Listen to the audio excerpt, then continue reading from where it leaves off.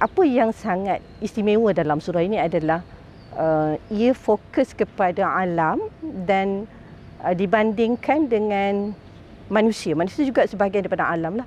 Cuma bezanya kalau tengok pokok di belakang saya ni ada pokok kurma yang berdiri teguh dengan berbagai-bagai ada pelepahnya, ada batangnya yang gagah ini. Dia juga declare ataupun mengisytiharkan kesempurnaan Allah dan makhluk ini juga bertasbih. Bumi yang kita pijak juga adalah makhluk yang bertasbih. Dan kembali kepada kita di sini dalam ayat ini banyak perbandingan perbandingan alam dengan manusia. Apa kaitan alam dengan manusia? Manusia adalah sebahagian daripada alam lah. Cuma bezanya manusia ni ada pilihan. Tapi alam sejak mula diciptakan Allah SWT akan sentiasa bertasbih. Apa maksud bertasbih?